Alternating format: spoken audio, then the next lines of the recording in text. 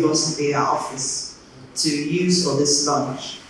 The Civic Space Resource Hub, West Africa Civic Space Resource Hub, is designed to equip and strengthen civil society with the tools to be able to effectively respond to the shocks and threats to the civic space that we have observed in the region.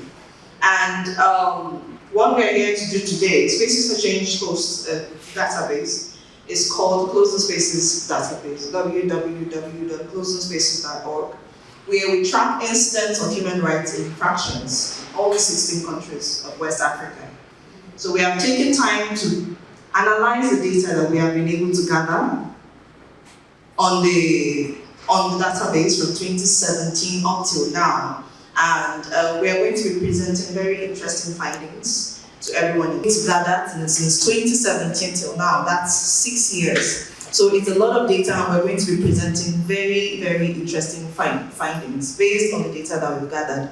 Nothing that we're going to be presenting is from outside of the database. We're going to be looking at which subset of people in the society is most likely to be attacked, who is most likely to attack them, what kind of attacks do these people face, what are the kinds of shocks, and in the future, what should we expect. And it is our hope as Spaces for Change that this report and the database is going to be an open source data pool, that the CSO organization in West Africa can be able to look at it and design advocacies that respond to these issues. Gender justice, social justice, energy justice, all sorts of justices. Whatever it is we're talking about in terms of humanity and everyone's access to freedom and human rights, we have to begin to look at justice in every sphere of life. For the civil society resource hub, for this proud to be associated with this, because over the years, in fact, I think this started about a decade ago, suddenly when our national assemblies and governments started becoming very interested in what was happening in the civic space. That wasn't bad in itself, because it was a good thing that governments began to look deeply or take a cautionary look at what was happening in the civic space. The flip side of this was that rather than just try to enforce accountability or transparency, they were then trying to regulate in a way that shouldn't be. And there were overt and covert ways of regulation, different. Almost every government agency had one demand or the other. That was on the regulation side. The other side was what the lady who narrated and what Victoria talked about. Even trying to use social media, trying to use technology, closing media houses, and restricting ease of communication between organizations, distorting disinformation. There were so many other things happening. But the most important thing is we need to arm ourselves with the kind of resources that we need to forestall these attacks. Whether we like it or not, we will stop, we will get worse. Technological advancements, they will even get worse. But the best form of defense is what? Even though we're not supposed to attack, but we're going to attack from the point of truth. I like what Victoria said. Truth is something that you can close it, you can keep it, you can show it will never stay buried. The attack doesn't mean we play the game the way government is playing it, or the way fifth columnists are playing it. We can't go low when they go low, people have. But we need to continue to make sure that we are one step above and increase the capacity to defend the civic space as much as possible. And the only thing is it was during the NGO bill saga when we realized that the government of Nigeria had gone to see we're going to pick the NGO policy there and came to Nigeria and cleaned up everywhere they had to do and just put Nigeria. So we realized that some of these countries were borrowing each other's bad behavior. So we started looking at other West African countries so that if we see a pressure somewhere and it's happening, we can actually track the movement of that tactic across the sub-region. So that we use what we call the foresight methodologies. The foresight methodologies, we're not using it to forecast based on this uniformity we have seen here and here and here. Can we project what can happen in the next 2 to 4. That's what we call foresight methodologies. The most popular is arrest, detention, and disappearances. So what simply it means is that most incidents had an arrest component.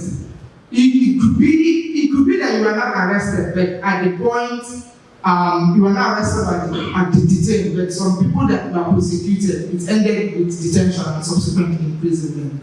Some people, it could be that they attended a protest and the end intent was to disperse the protest. After dispersing the protest, it still ended with an arrest. So arrests were like cross-cutting of, the people arrested were mostly activists and civil society actors, and these arrests were ordered by state agents. And they accounted for over 34.25% of all the cases. What they aim to do is to criminalize the protests or public assemblies, or they may impose stringent conditions before you can organize a protest. Some of them, in some countries, they require permits from state authorities before you can organize a public assembly. Non-compliance with these laws in most of the countries, there are park penalties, fines, sanctions, arrests, imprisonment, and in some cases, the funding or the registration. Most of these countries, they don't really define what national security is. They don't define what terrorism is. Because we looked at all the 16 countries, these terms, they are constantly invoked. Like you said, acts inimical to national security. They will explain to you what are those acts inimical to. So it's on the discretion of the security agents to decide whether your act falls within the realm of that power of infractions, right? So if you follow that approach, you find out that the countries where the civic space is becoming increasingly more repressed, you have Nigeria, you have Senegal, that's just how it goes. It's Nigeria, Senegal, Benin, Guinea, Mauritania, Cote d'Ivoire, Gambia, Burkina Faso. Cape Verde has the lightest of records of infractions. In Nigeria, in the other video, saw that 11 new voters, and they are young people. And that consciousness is not good for the status quo. And governments will try to see how to curtail the rise of internet-propelled people power. Because that is what we are seeing. The internet is making it possible for people to get access to information, to become aware, to know what's happening, and also to participate. So how will government try to curtail it?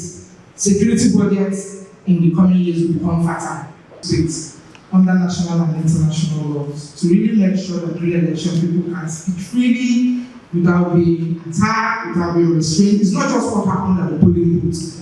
Most times international observers come there, check what's happening at the polling booth, check whether everybody votes reflects, the numbers reflect the number of votes cast. But the election season transcends what happens at the polling booth and afterwards. So the entire atmosphere leading up to the election and after the election, what does it look like? And national laws should incorporate that. The second one is improved access to technology that citizens and civic groups should design and propose legal frameworks and digital tools that assure them adequate protection from abuse and censorship